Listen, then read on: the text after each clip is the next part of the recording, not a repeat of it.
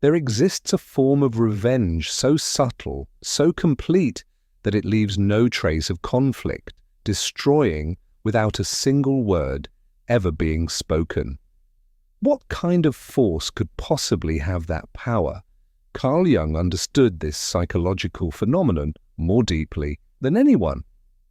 He named it the withdrawal of projections. Yet, what he uncovered went far beyond a mere pulling back of projections. It was far more devastating, far more transformative. Imagine this scene for a moment. You have been the emotional anchor for everyone around you year after year, the one who quietly absorbs their anger, soothes their despair, carries their dysfunction until your own spirit feels foreign to you, almost unrecognizable. In their eyes, you are no longer seen as a person, but as what Jung called a psychological container, a vessel, not a soul. Then suddenly, something shifts.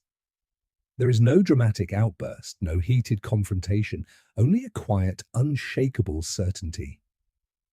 You stop explaining yourself. You no longer bend under the weight of endless apologies for having needs. Most devastating of all, you cease to answer the call of their emotional emergencies. Jung once wrote, "Until you make the unconscious conscious, it will direct your life and you will call it fate." But here lies the haunting truth of what he discovered about highly sensitive individuals, what we now recognize as empaths. Their fate becomes tangled with the unconscious material of those around them. They feel compelled to take responsibility for the irritation, pain, and turmoil of others, as if healing it were their duty rather than awakening to their own psychological patterns. This is what Jung saw as the great paradox. The more you help others avoid the work of their own psyche, the more dependent they become on your emotional labor. You stop being a person and instead become a tool, a utility.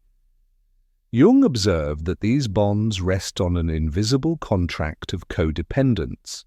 The empath agrees unconsciously to carry the emotional weight, while others grant only conditional acceptance in return. Neither party recognizes this unspoken bargain, which is precisely what makes it so powerful, so binding. Jung reminded us that nothing can change until it is first accepted. Condemnation does not free, it traps, it oppresses. And yet within these dynamics, transformation belongs to only one side. The empath bends, adjusts, and absorbs, while the others remain unchanged, locked in psychological stillness. This is why Jung came to a profound realization that true individuation, becoming the self you are meant to be, requires nothing less than the courage to be displeasing. For empaths, this courage feels almost like betrayal, because their entire identity has been shaped, molded, and reinforced around being endlessly helpful, endlessly understanding, and always emotionally available. How could walking away feel like anything but disloyalty when self-sacrifice has become the very core of who they are? But when that courage finally surfaces, when the empath's soul can no longer endure the silent fragmentation, something profound begins to unfold. The quiet exit takes shape, and Jung understood with striking clarity why this silence often carries a devastation far greater than any scream, greater than any storm of words. Have you ever noticed how the people who drain you most seem to panic the loudest when you finally start setting boundaries?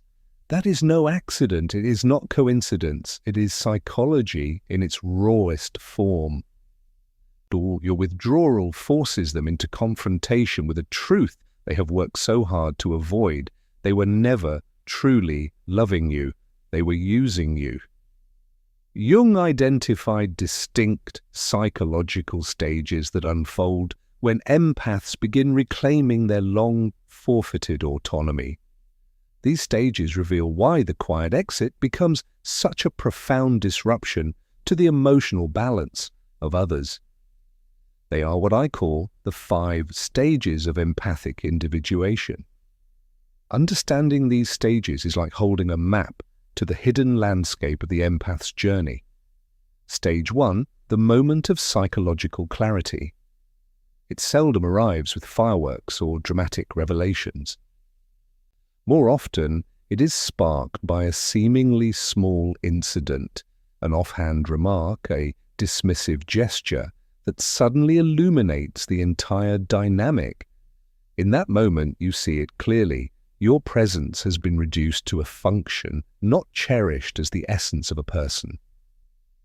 Jung once wrote, "The world will ask you who you are, and if you don't know, the world will tell you."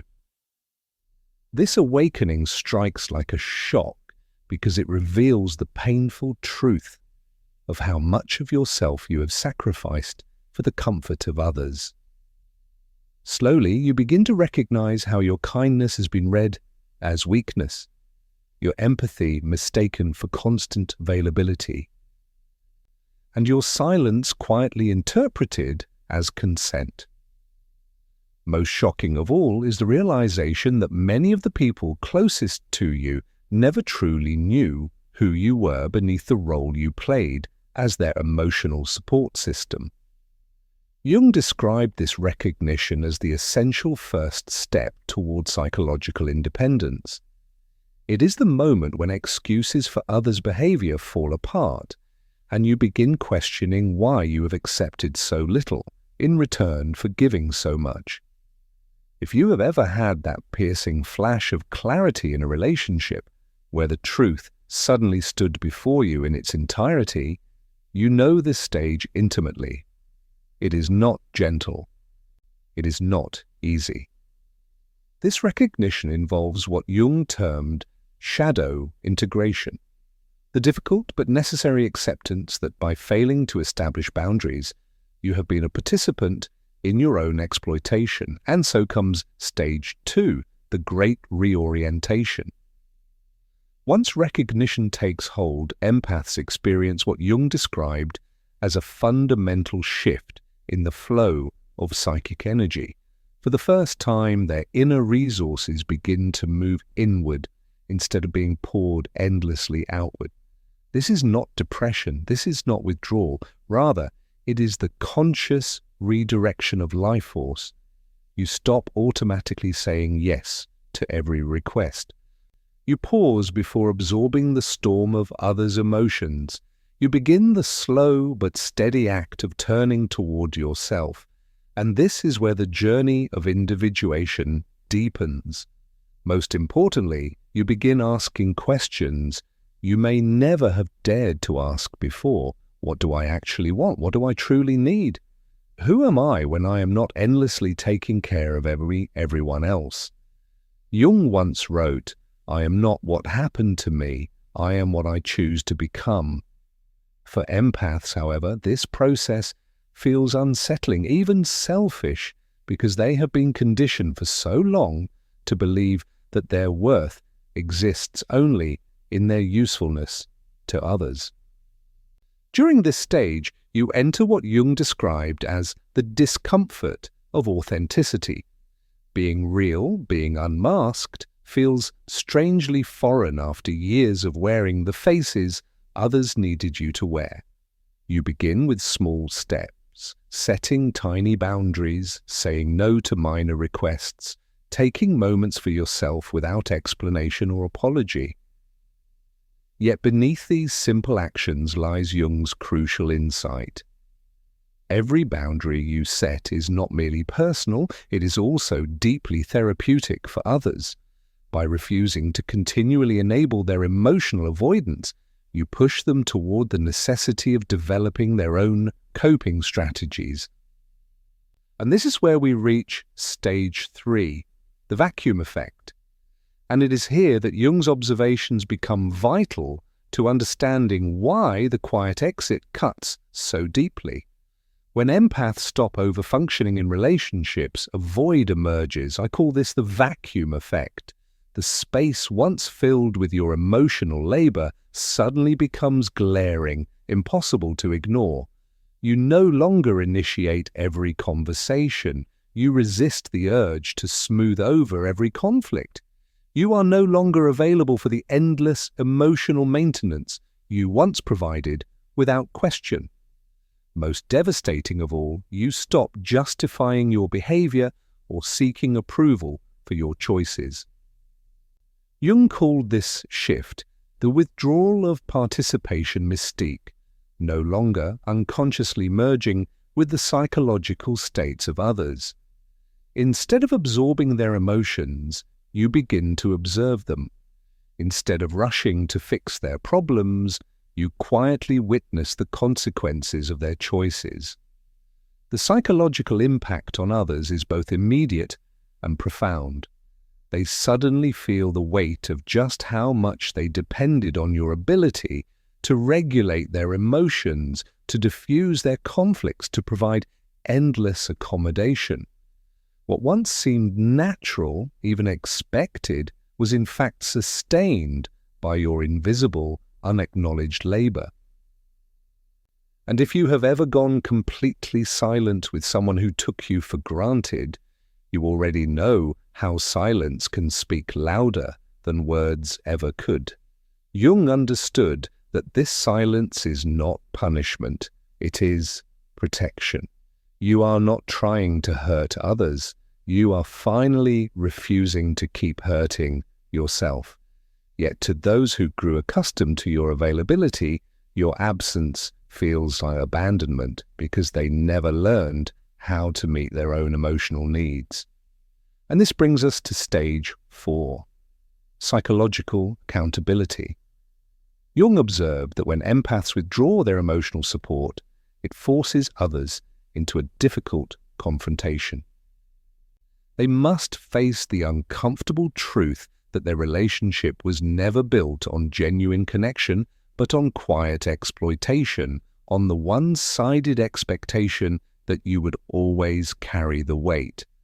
Without your emotional cushioning, others are forced to encounter the raw, unfiltered weight of their own behavior. Suddenly there is no buffer, no one to soften the blow, no one to shield them from themselves. They feel the consequences of taking without giving, of demanding without gratitude, of using without ever truly valuing. Some react with anger, harsh accusations that you have become cold, selfish, or unrecognizably changed. But as Jung would remind us, this anger is nothing more than projection of their own shadow. They see in you the selfishness they cannot bring themselves to face within. Others take a different route, one psychologists call hoovering. This is when they suddenly shower you with attention, flood you with promises to change, or finally voice expressions of appreciation that had long been absent. But Jung warned us to see through this manipulation. Where love reigns, there is no will to power. And where the will to power is paramount, love is lacking. The sudden attention is not born of genuine care. It is an attempt to regain control, to restore the old dynamic. The most psychologically mature response is, of course, when others take responsibility for their behavior and begin doing their own emotional work. Yet such maturity is rare because it demands a brutal honesty, facing truths they would rather bury. And this is precisely where stage 5 emerges, the birth of psychological sovereignty. Jung's final stage represents nothing less than the empath's transformation from servant to sovereign. It is not just withdrawal from unhealthy dynamics, but the creation of a life rooted in authenticity rather than in the suffocating weight of others' expectations. Here, you begin to develop what Jung called conscious empathy. the ability to feel with others without dissolving into their experience. Compassion is no longer compulsive. Sensitivity no longer means serving as a receptacle for the unconscious material of everyone around you. Most importantly, you learn to trust the quiet wisdom of your own psychological instincts. Jung once wrote, "Loneliness does not come from having no people about one, but from being unable to communicate the things that seem important to oneself." And in this stage, you finally discover that you do not need external validation to recognize what is true, what is healthy, and what serves your highest good. This sovereignty is precisely what makes the quiet exit so devastating in its power. You are not fighting against others, you are fighting for yourself. You're not punishing anyone, you're preserving your own psychological integrity. Yet Jung also offered a sobering warning. Sovereignty comes with solitude. When you stop attracting people who only want to be fixed, you may feel a deep, unfamiliar loneliness. There will be a pause and in between until you learn to attract those who value authenticity over utility. And here lies the profound revelation Jung uncovered about the quiet exit. Its devastation is not merely the loss of emotional support. It is something deeper, more haunting, for when you stop enabling others' emotional avoidance, they are left with no choice but to confront what he called the unlived life. All the feelings postponed, all the conflicts sidestepped, all the growth deferred, they return, unrelenting, demanding to be faced. Your presence wasn't just comforting, it was quietly preventing their psychological development, shielding them from lessons they needed to face on their own. Jung once wrote, "No tree, it is said, can grow to heaven unless its roots reach down to hell." That insight captures the heart of what happens when you finally step back. Your quiet exit compels others to grow their own roots rather than endlessly relying on yours. And this is precisely why the revenge feels so brutal. It is not about what you are doing to them, but about what you are no longer sparing them from. You have taken away the anesthesia, and suddenly they are forced to feel everything they had worked so hard to avoid. Let us go deeper into Jung's understanding of this hidden process. He observed that empaths often embody what he called the wounded healer archetype. Many learned very early, perhaps even in childhood, that peace comes only when they are the ones fixing others, that safety is earned through being indispensable. This pattern burrows deep into the unconscious and repeats itself again and again, shaping the architecture of nearly every relationship. But here lies the paradox Jung identified. In saving others, you abandon yourself.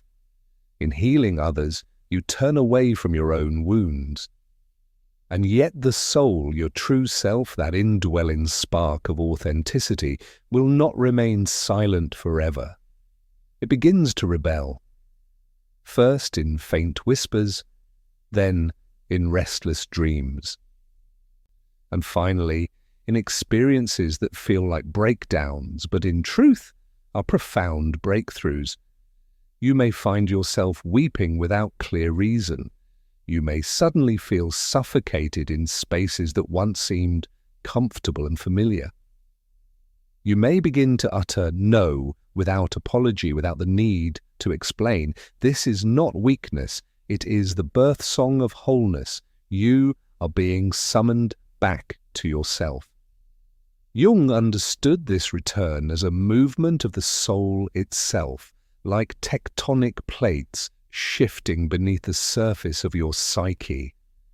It is the moment when the persona, the mask you wore to be accepted, splinters and cracks open, revealing the self underneath. And this self is vast. It does not negotiate with dysfunction. It does not barter with fear. It does not pretend, it simply is. And when you begin to live from this center, from this unshakable root, something remarkable happens. Your energy no longer leaks into the world without care or discernment. Your presence becomes deliberate, refined, and yes, even intimidating. Not because you are cruel, but because you have remembered your worth. Jung understood that the empath's quiet exit creates what I call the mirror effect. Your absence forces others to look at themselves, often more clearly than ever before. Without your emotional buffering, they are left to feel the full gravity of their own psychological patterns. Some will never understand what has happened. Instead, they will create stories insisting that you changed, that you became selfish, because to face their own role in the dynamic is simply too threatening to their sense of self. Others, however, will stumble into what Jung described as a neurotic breakdown, a collapse of old coping mechanisms that no longer function. Painful as it is, this collapse becomes a necessary opening, a push that forces them to develop healthier, more resilient ways of being. And though it rarely feels like a gift in the moment, in truth, it can be one of the greatest gifts of all. A rare few will use this experience, as Jung intended, as a true opportunity for individuation.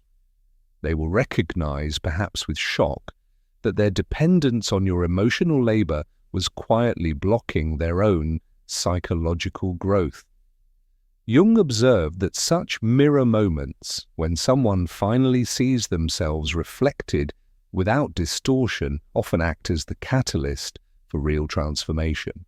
When an individual realizes they have been psychologically parasitic, it can ignite a profound motivation for change.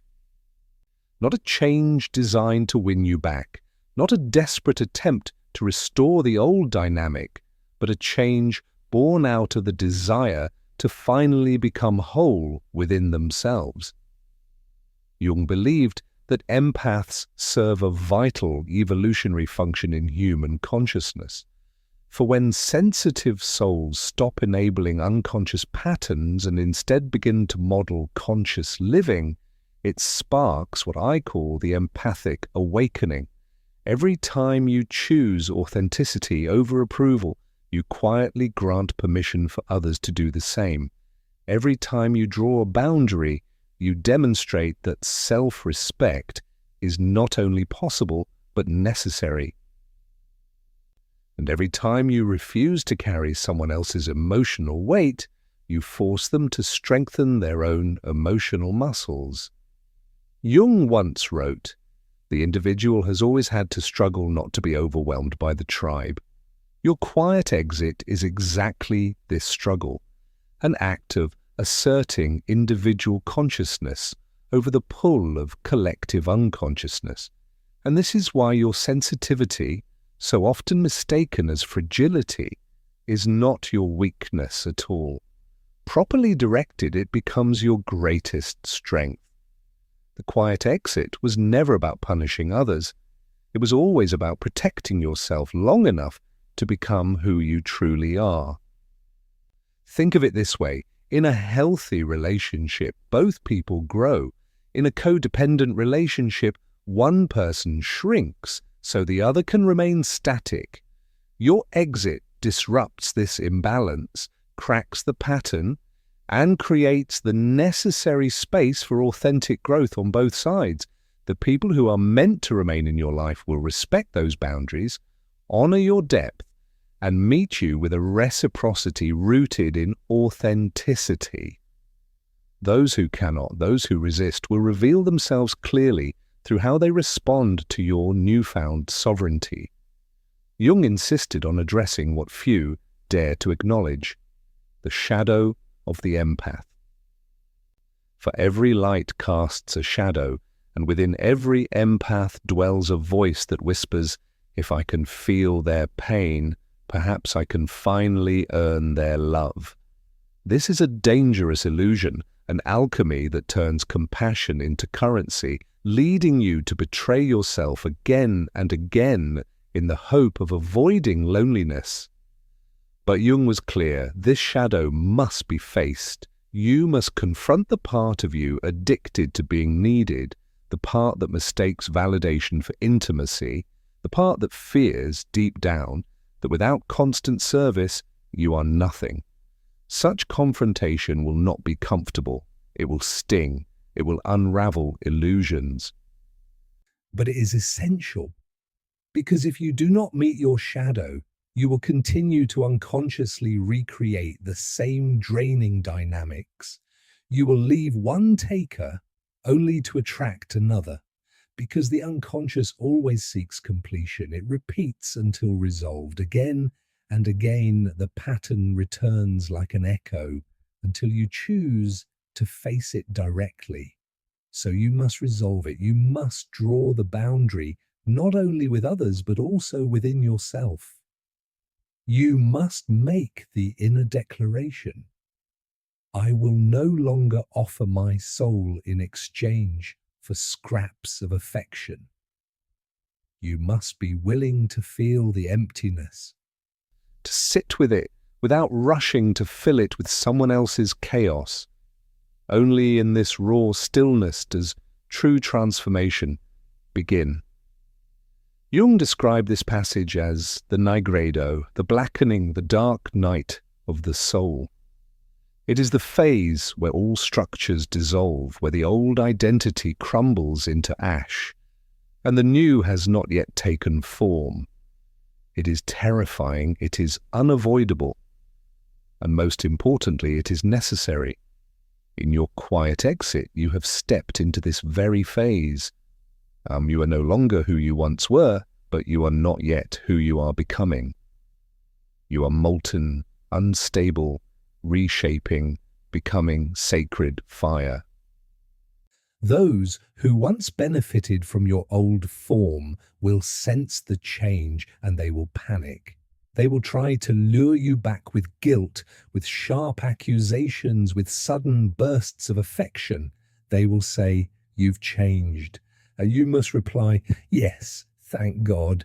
They will insist, "You used to be so kind." And you must answer, "I am still kind, but now I am kind to myself first." They will whisper, "We need you." And you must declare, "I needed me too, and I was gone for far too long."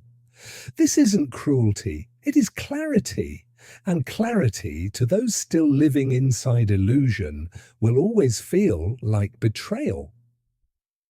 Jung's vision of psychological health pointed toward what I call the sovereign sensitive, a person who preserves their deep capacity for feeling without losing themselves in the experiences of others. To walk this path means you learn to love without dissolving, to help without depletion, to care without carrying another's responsibilities. You begin to embody what Jung called a conscious individual, someone who chooses their responses deliberately rather than reacting out of old, unconscious patterns. The quiet exit was never about becoming cold, hard, or closed off. It was always about becoming conscious. Jung believed that consciousness itself was humanity's greatest achievement, the ability to choose to respond from the authentic self rather than from inherited programming. In this new space, your sensitivity transforms into a superpower rather than a liability. Protected by boundaries and guided by conscious choice, it becomes a source of strength. You develop the capacity to feel alongside others without absorbing them, to witness their pain without making it your own, to offer support without sacrificing your stability. This transformation requires tangible changes in how you move through relationships. You begin to notice the difference between helping and enabling, between compassion and compulsion, between love and servitude. Love says, I am with you and I am still myself. Servitude says, I disappear so you can be okay. Your soul, through the quiet exit, has chosen the path of love. And with this choice, you begin to ask new questions before engaging. Does this request honor my energy? Am I responding from love or from fear? What would I do if I weren't afraid of disappointing them? These questions, once whispered in the background of your mind, now rise to the surface and become your compass. And they guide your choices like stars in the night sky, steady and unwavering. You begin to develop what Jung called conscious empathy, the ability to sense and understand the emotions of others without automatically making them your responsibility, without sacrificing yourself at the altar of their needs. You discover that you can feel their feelings without drowning in them, without losing yourself in their experience. Yet Jung warned of the isolation that often follows this stage. When you no longer attract those who constantly need fixing, a quiet emptiness may settle in. You might feel lonely, not because you lack people, but because you are learning to filter who enters your inner circle. This loneliness is not the same as the emptiness you once felt while giving yourself away. That was depletion disguised as connection, the slow erosion of your spirit. This, however, is different. This is the spaciousness of wholeness, a clearing in your soul, waiting to be filled with genuine, reciprocal relationships. Jung captured this beautifully when he wrote, "Loneliness does not come from having no people about one, but from being unable to communicate the things that seem important to oneself."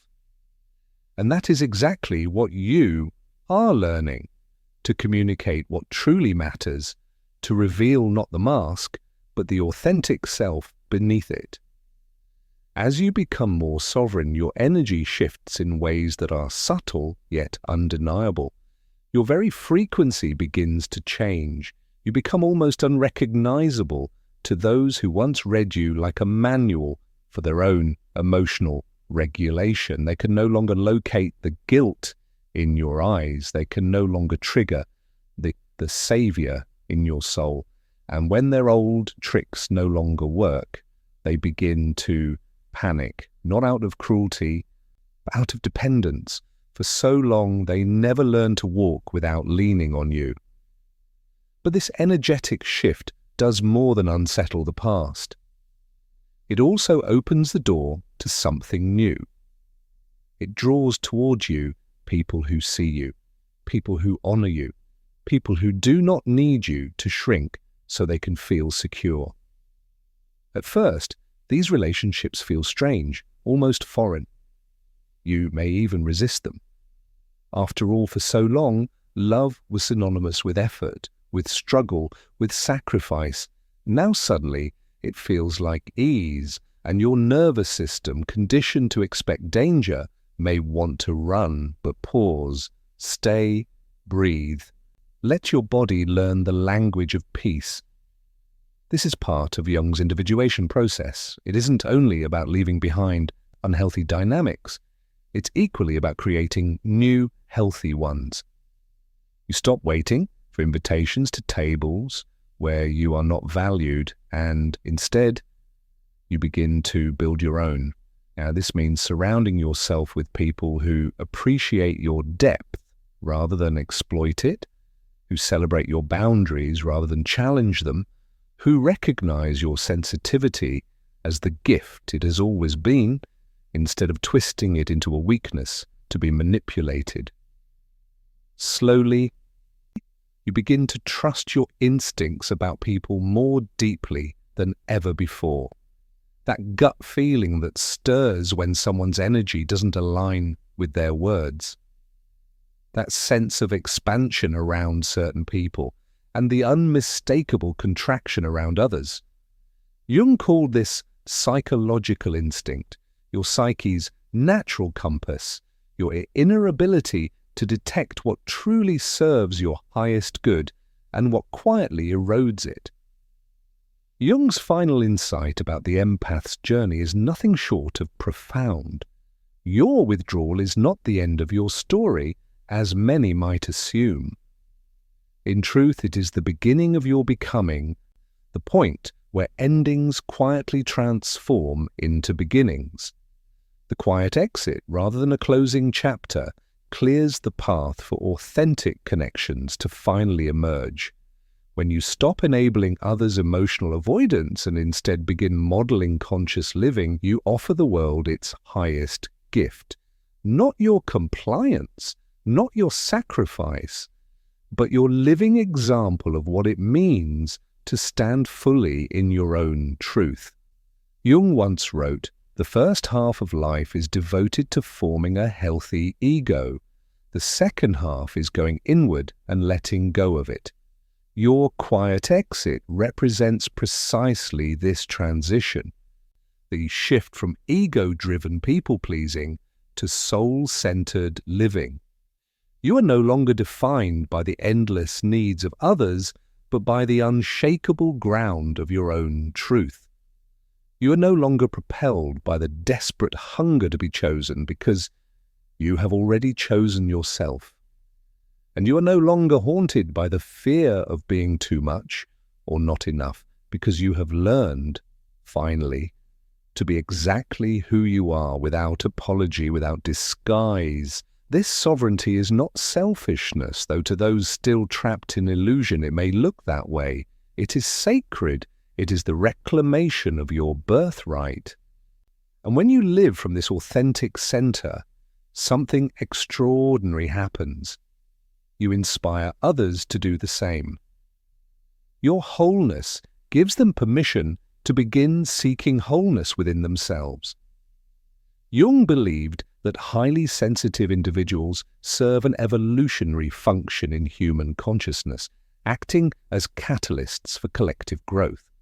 When empaths step out of unconscious dynamics, refusing to participate in cycles of avoidance or exploitation, it forces the collective field to expand.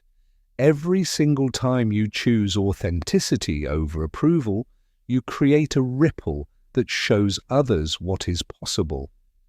Every single time you maintain your boundaries with love rather than anger, you prove that self-respect and compassion can coexist without contradiction. And every time you refuse to enable dysfunction, you carve out space where consciousness can grow. In this way, your quiet exit becomes a silent teaching, a message that reaches far beyond the boundaries of your immediate relationships. It demonstrates clearly, unmistakably, that love does not require self-abandonment, that kindness does not demand martyrdom, that one can care deeply while still caring for oneself first. Jung's vision culminates in what I call the sovereign empath, someone who has integrated sensitivity with strength. This is not the wounded healer addicted to the endless task of fixing others. Instead, it is the whole person who heals simply by embodying wholeness. You no longer crave being needed because you have learned, at last, to need yourself. You no longer try to rescue others because you have rescued yourself. And you no longer lose yourself in the ocean of other people's pain because you have finally found yourself in the waters of your own healing. This transformation ushers in a radically new way of being in the world. You become what Jung described as a conscious individual, someone whose responses arise not from old conditioning, but from choice. Someone who acts not from fear, but from love. Someone who moves not from woundedness, but from wholeness. And this is the empath's quiet exit at its deepest level. It reveals Jung's most piercing truth about human relationships. That genuine connection is never born of unconscious exploitation. It requires mutual consciousness, a meeting of equals, each within themselves, each bringing authenticity instead of illusion. Your withdrawal isn't cruelty, it's clarity. Your silence isn't punishment. It's protection. And your boundaries aren't walls at all. They are the solid foundation upon which authentic intimacy can finally be built. When someone who once gave everything simply disappears into silence, it leaves an echo that cannot be ignored. It forces others to confront the very truths they've been running from. They weren't loving you, they were using you, and your absence, stark and undeniable, makes this reality impossible to escape. This is precisely why the quiet exit feels so brutal. It isn't revenge in the traditional sense. It is revelation. It strips away illusions like peeling back a mask, exposing what was always there but never acknowledged. It forces psychological accountability, demanding that others face themselves rather than hiding behind your presence. It calls forth consciousness where unconsciousness once reigned. Jung understood that although this process is painful, even devastating at times, it serves the highest good. For the empath, it brings liberation from a life of servitude. For others, it creates the pressure and the opportunity to develop their own emotional resources. In this way, cycles of unconscious dependency are broken, leaving space for relationships rooted in awareness and choice. Jung's final insight cuts to the core. Your sensitivity was never meant to be a service endlessly consumed by unconscious people. It was always meant to be a bridge to conscious living, first for yourself, and then for those who are ready, truly ready, to cross it. And so your quiet exit is not an ending, it is a doorway, a passage, a sacred threshold that carries you from unconscious giving into conscious living, from compulsive helping into authentic service, from self-abandonment into self-sovereignty. You are not responsible for the awakening of others. That work belongs to them, but you are responsible for your own.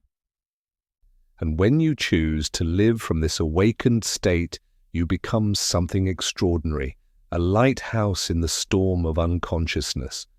The darkness you once absorbed is transfigured into light you now radiate. The wounds you once carried so heavily become the wisdom you now share freely.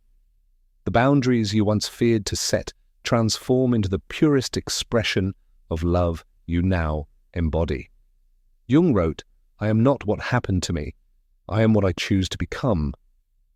And you have chosen wholeness. In that wholeness, you offer the world something far more valuable than endless availability or blind sacrifice.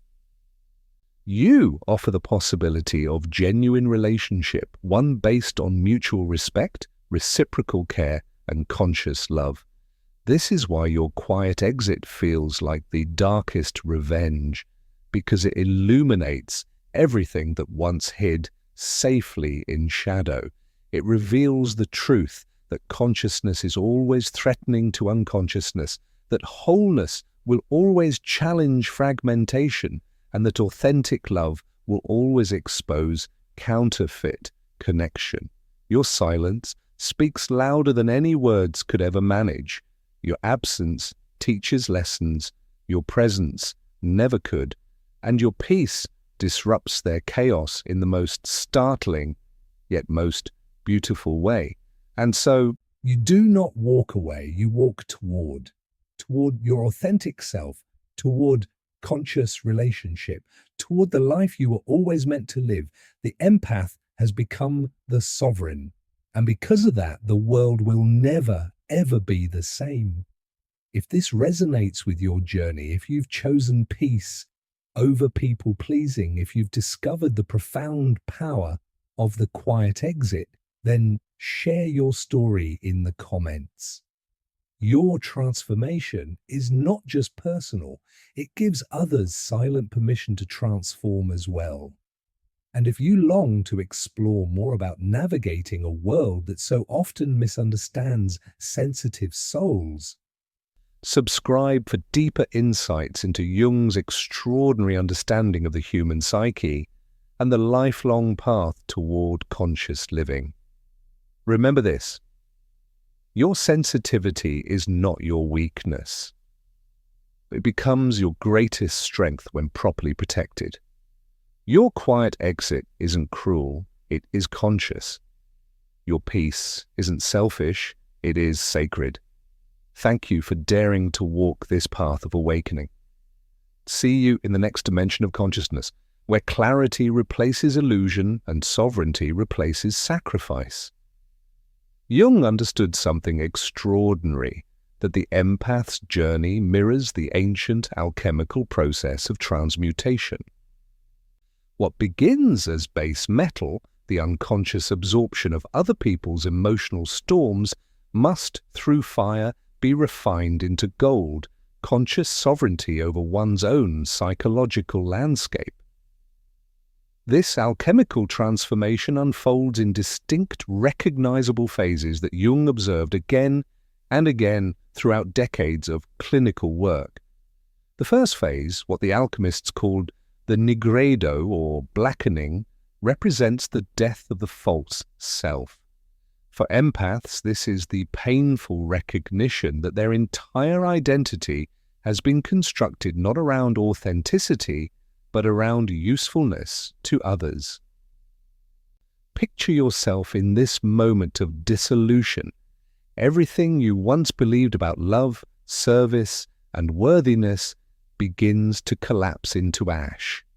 The relationships that once felt like home reveal themselves as carefully disguised prisons.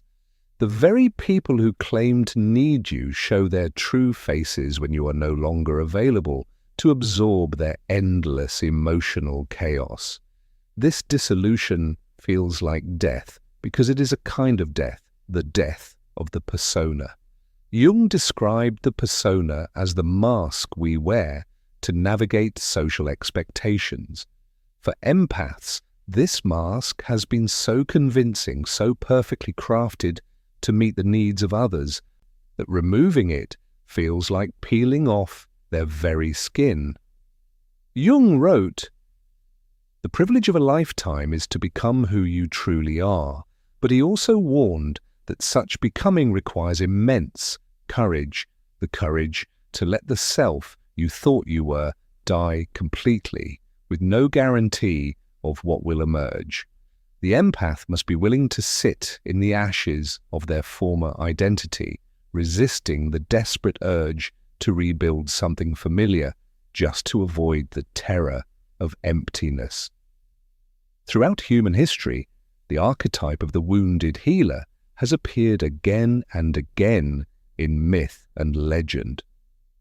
From Chiron, the immortal centaur of Greek mythology, to the shamanic traditions of countless indigenous peoples, the pattern is the same. Those who carry the deepest wounds often develop the greatest capacity to heal others. But Jung recognized a crucial distinction, one that modern psychology too often misses. The authentic wounded healer doesn't heal from their wound. They heal because they have integrated that wound into wholeness, transforming pain into wisdom and fracture into strength. The counterfeit wounded healer, however, remains trapped in the wound, circling endlessly within it, using the act of helping others as a way to avoid ever facing their own unresolved pain. Most empaths begin their journey in this very place as counterfeit wounded healers. Their compulsive need to fix, to soothe, to rescue arises not purely from compassion, but from an unconscious attempt to save the abandoned child within themselves, the child who still waits for comfort, for recognition, for safety. Every person they save becomes a symbol, a projection of that younger self they could not protect. Each act of rescue feels like an attempt to rewrite the past, to finally mend the fractures of childhood. Jung observed that this repetitive cycle creates what he termed psychological vampirism. Not the grotesque, cinematic image of sharp teeth and blood, but something far more subtle and insidious, the quiet, energetic drain that occurs when someone's identity depends entirely on being needed.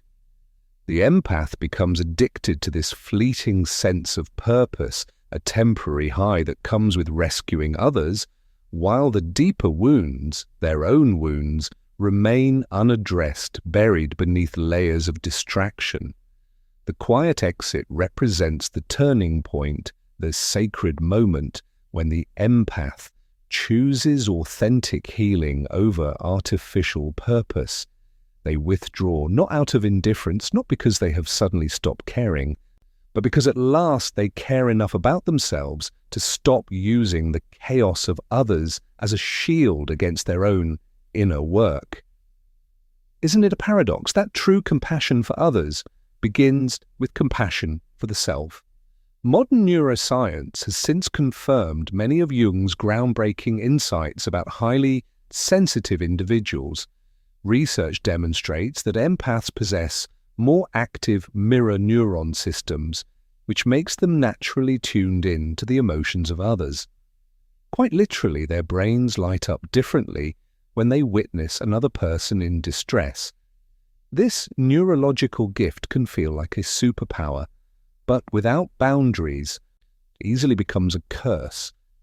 The empathic brain struggles to separate its own feelings from those it absorbs, leading to what scientists now call emotional contagion, the unconscious mimicking of others' emotional states. Jung, decades before brain imaging technology, intuited this very process. He observed that empaths frequently suffer from what he termed psychological infection, the unconscious absorption of another's unresolved psychological material. Imagine carrying not only your own burdens, but silently dragging the invisible baggage of everyone around you. Without boundaries, the empath's psyche becomes a storage room, a repository for everyone else's unprocessed emotions, leaving no space for their own. Here, the quiet exit reveals its deeper function. Beyond the emotional clarity it brings, it serves a crucial neurological purpose. It allows the overworked nervous system to reset. When empaths step back from draining, chaotic dynamics, their brains finally gain the chance to distinguish between what belongs to them and what they have been unconsciously carrying for others. This withdrawal is not abandonment, it is repair, a rewiring of the very system that once blurred the lines between self and other. And often, in this space of rest, something remarkable occurs. This neurological reset awakens what Jung called the return of the repressed, the sudden emergence of the empath's own authentic emotions, desires and needs, those long-buried truths that had been silenced for years under the weight of others' expectations.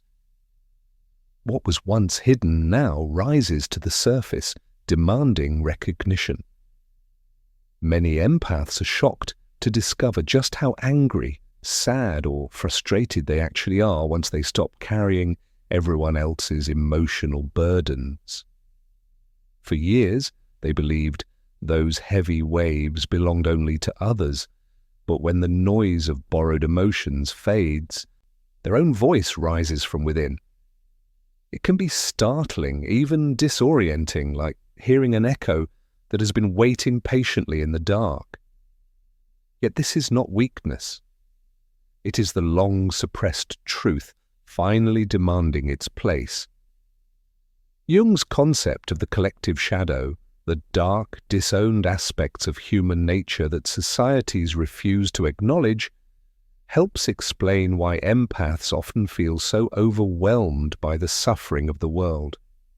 They are not merely sensitive to the pain of individuals, They are unconsciously absorbing the weight of the collective shadow of their families, communities, cultures, and even humanity itself. Imagine being a sponge left in stormwater, not only taking in droplets of individual grief, but absorbing the murky flood of centuries of repression and denial.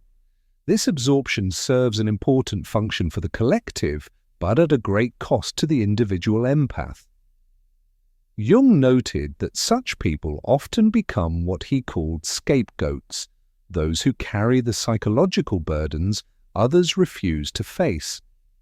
This explains why empaths frequently feel inexplicably heavy, chronically sad, or anxious, even when their personal circumstances appear relatively stable. Their suffering is not only their own, it is the unspoken weight of many. The quiet exit disrupts this unconscious arrangement. When empaths finally stop serving as emotional dumping grounds, the collective shadow they have been carrying is forced back to its rightful owners. The ripple effects of this disruption are profound, echoing through families, friendships, workplaces, and social systems.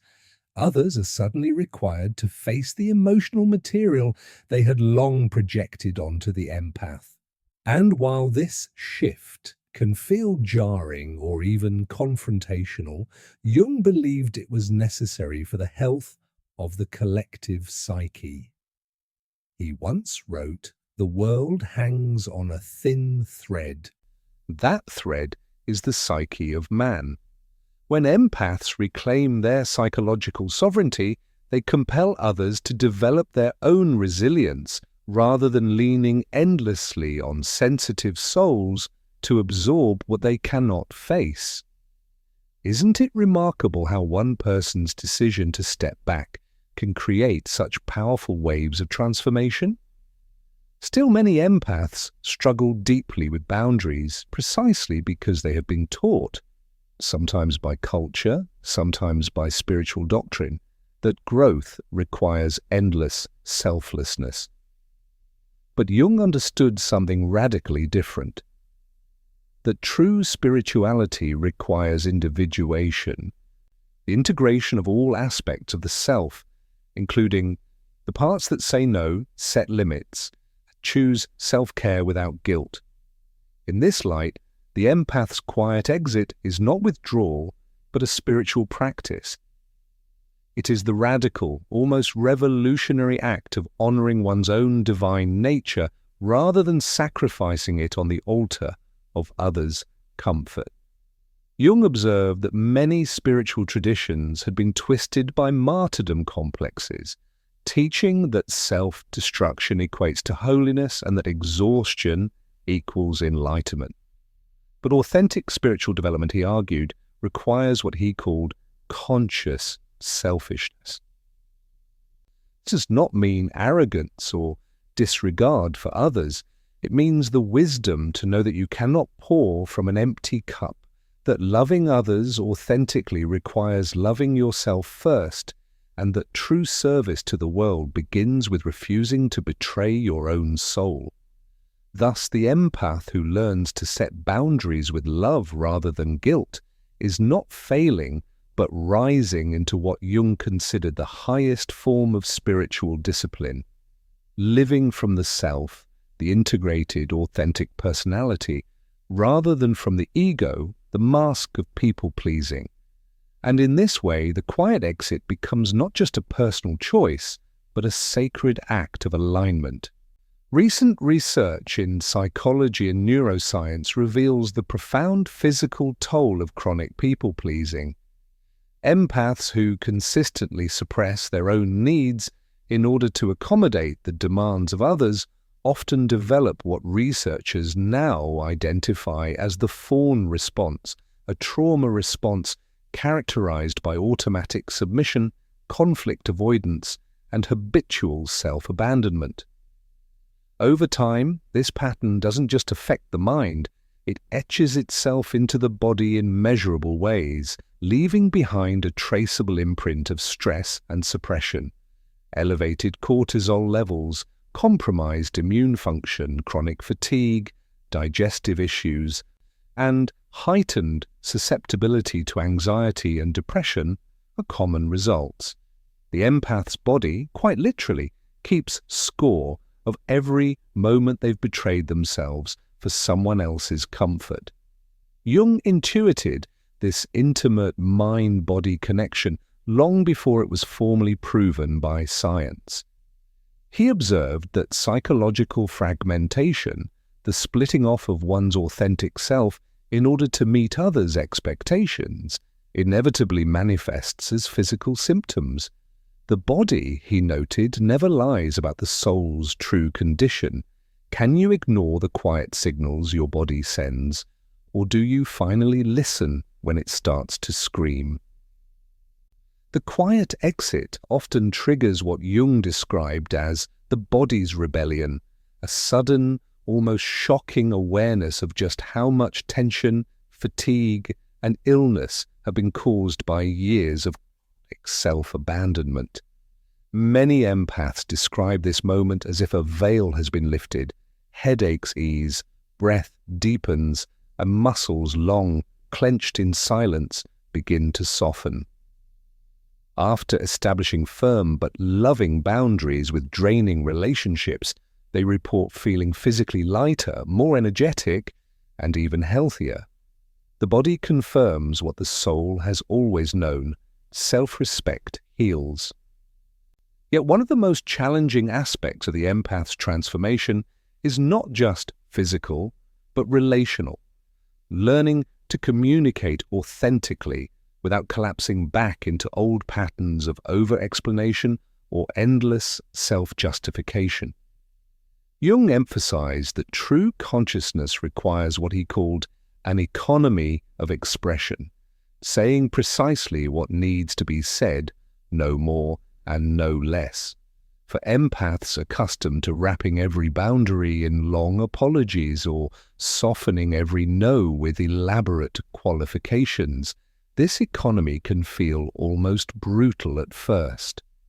They have been conditioned for years to cushion their truth, to bend their words so others wouldn't feel discomfort.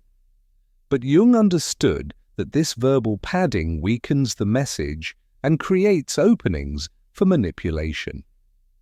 By speaking too much, the empath leaves room for guilt-tripping, arguments, and pressure. The conscious empath instead learns to speak from their center, clearly and without apology. I am not available for that.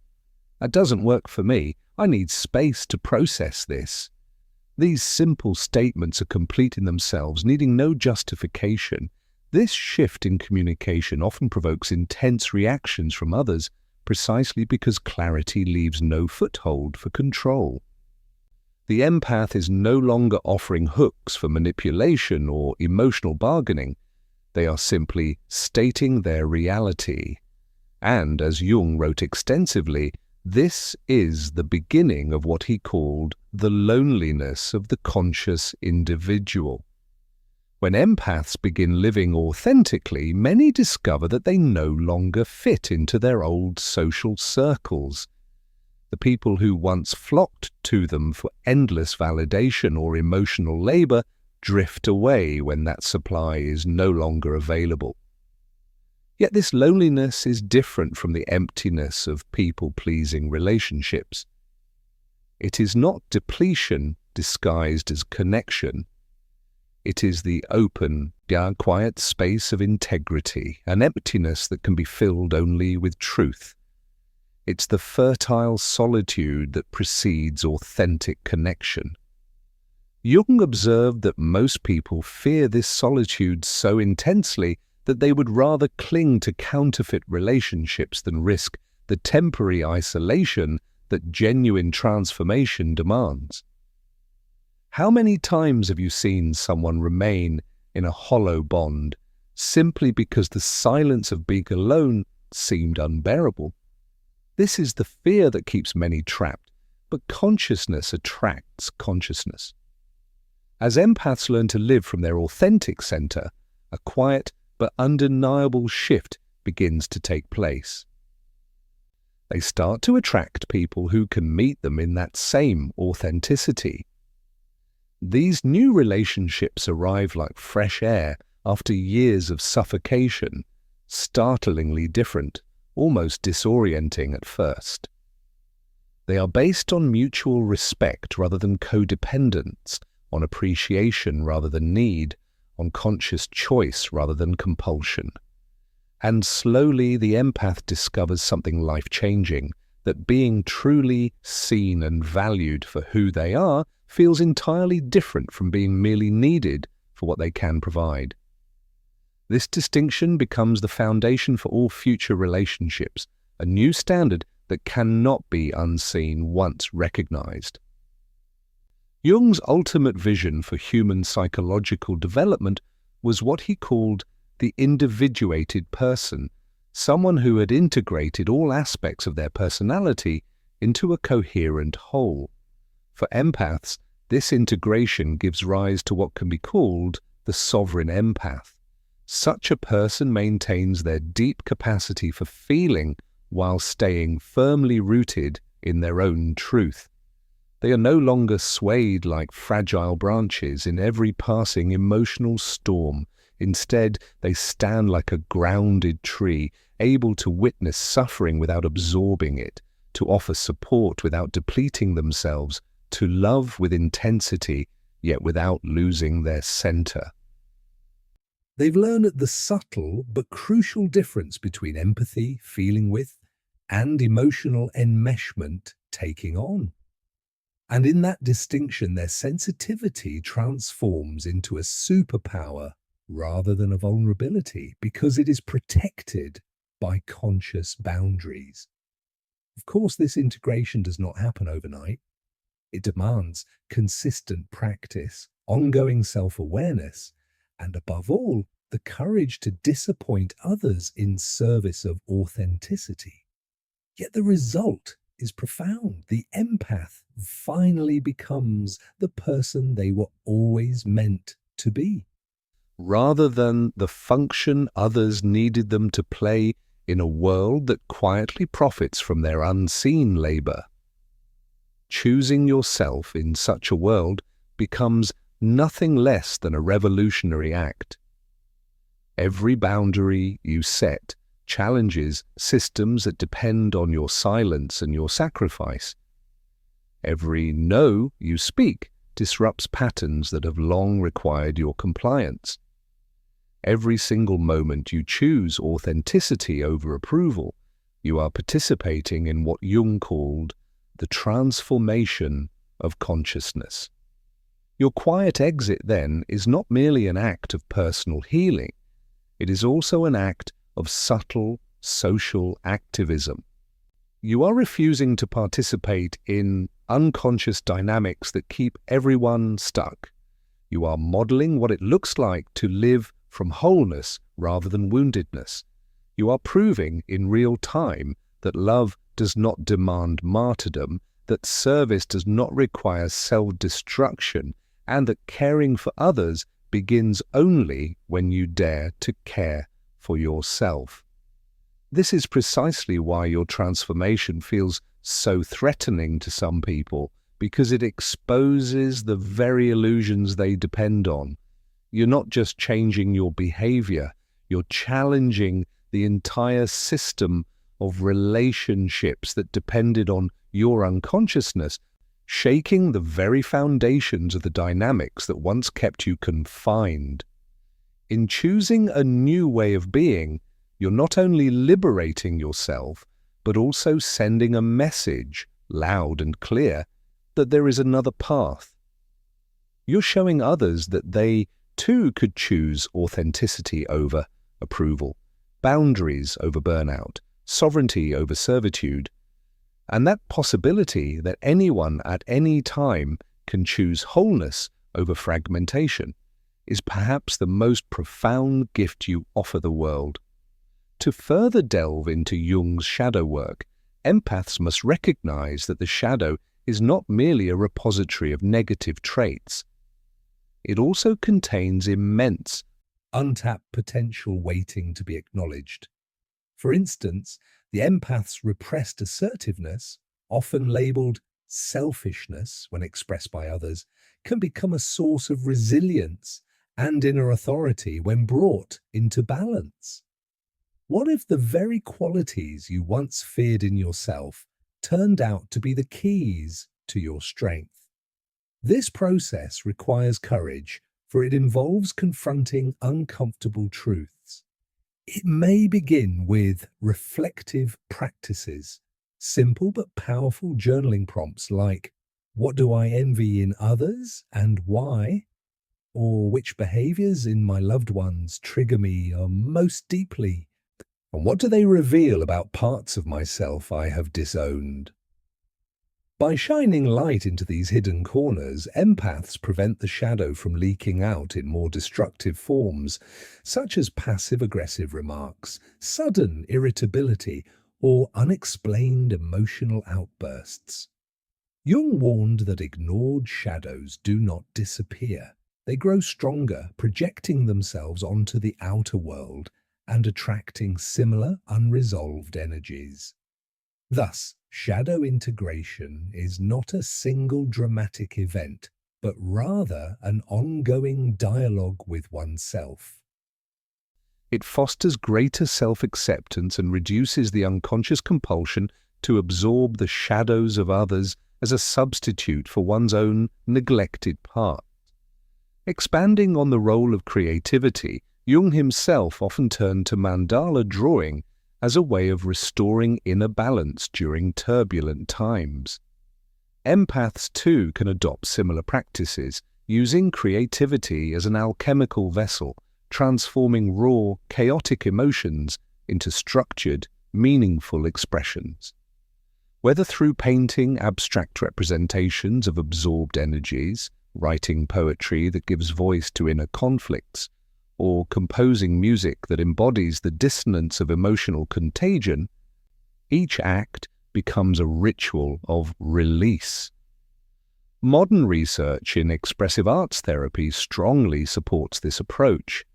Studies show measurable outcomes, reduced cortisol levels, improved emotional regulation, and a deeper sense of clarity among participants. For empaths, creativity is not just a pastime, it becomes a vital necessity, a safeguard against stagnation in their alchemical process. Through it, they can move toward what alchemists call the rubedo stage, the final phase of integration, where the refined self emerges vibrant, whole, and radiant. Encouragingly, this doesn't always require grand gestures. Even small, daily acts, such as doodling during breaks, free writing a page of raw emotion, or humming a spontaneous tune, help build this inner muscle. Over time, sensitivity itself shifts from being a burden into a wellspring of artistic insight. To ground these concepts, let us outline more detailed exercises inspired by Jungian principles. The first is the emotional inventory. Each evening, write down 3 emotions felt during the day, carefully noting whether they originated internally or were unconsciously absorbed from others. Then visualize returning external ones to their source, gently but firmly releasing what never belonged to you in the first place. Second, practice boundary visualization.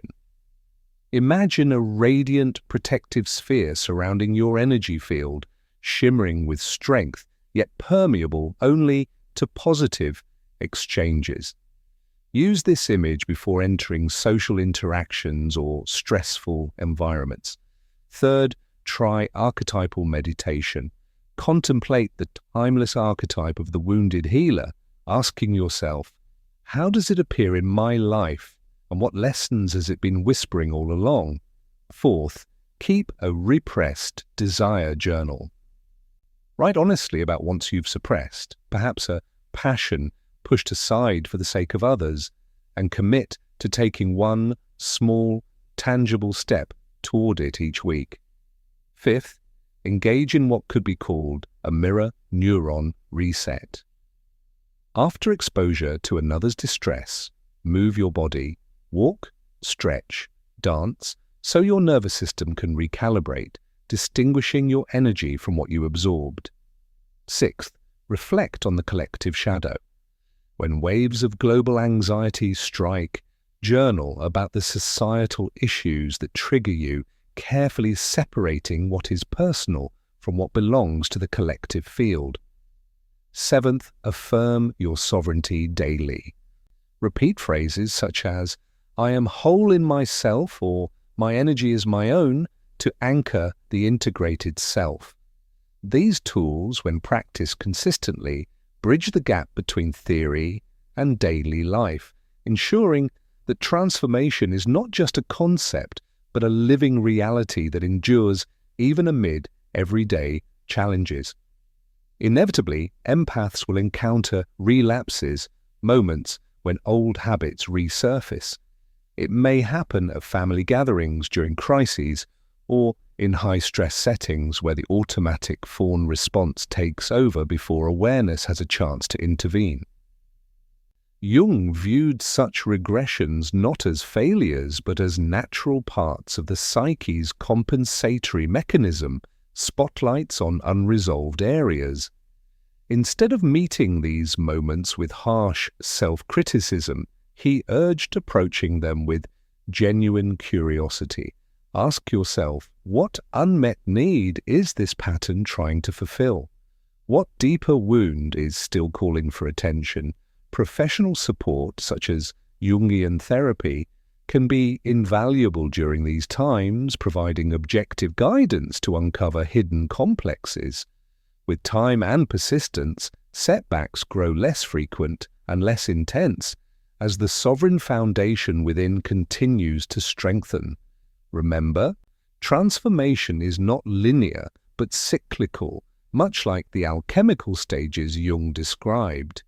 Each repetition brings you to a higher level, offering greater wisdom, resilience, and integration, not just for individual healing, but for collective change. Awakened empaths naturally catalyze shifts in society. In workplaces, they become advocates for emotional wellness policies, challenging burnout-driven cultures and planting seeds of balance. In education, they introduce children to the language of emotions, teaching emotional literacy and preventing future generations from unconsciously adopting the counterfeit healer role. In activism, their integrated sensitivity fuels compassionate yet boundaried advocacy, fighting for justice without drowning in vicarious trauma. Jung's idea of synchronicity suggests that such individual acts often coincide with the collective's readiness for change, amplifying their impact far beyond personal intention. As empaths model sovereignty in their daily lives, they spark cultural re-evaluations of sensitivity, not as fragility or weakness, but as a vital force in human evolution. The ripple effect expands outward, reaching even into environmental awareness, where the empath's natural attunement to collective suffering inspires sustainable action. In this way, personal healing becomes inseparable from planetary healing, linking the inner journey of transformation to the broader survival and flourishing of the Earth itself. In essence, the empath's path echoes Jung's lifelong quest for wholeness. It is not a straight line but a delicate dance, a movement between vulnerability and strength, between absorption and release, between solitude and connection. Each step, though often misunderstood, carries profound meaning. By committing to this process, empaths not only reclaim their own souls, but also quietly illuminate hidden paths for others who are ready to awaken. What begins as a quiet exit, almost a whisper of withdrawal, grows into a resonant call to authenticity, proving again and again that true power is not found in domination or endless sacrifice, but in the art of self-mastery. As Jung noted, the psyche's depths hold infinite potential, a vast inner landscape waiting to be explored with courage. For empaths, turning inward does not lead to isolation, but to discovery, discoveries that yield not just survival in a demanding world, but thriving in a world desperate for genuine light and real connection. What could be more radical than choosing to shine from within, rather than seeking validation from without? This ongoing adventure reveals an important truth. Sovereignty is not a final destination to be checked off like an achievement. Instead, it is a way of being, eternal, expansive, and profoundly liberating. To live sovereignly means to walk each day with awareness, to set boundaries without guilt, to love without losing oneself, and to serve without self-erasure. It is both discipline and freedom, a paradox that becomes the empath's greatest strength. Through this living integration, the empath steps fully into their archetypal role. They heal the world not by carrying its endless pain, but by embodying a different possibility. Their wholeness becomes the medicine, their authenticity the beacon, their conscious choices the true service. And so, by healing themselves, one conscious choice, one clear boundary, one act of self-honoring at a time, they offer humanity the rarest of gifts, proof that another way is possible,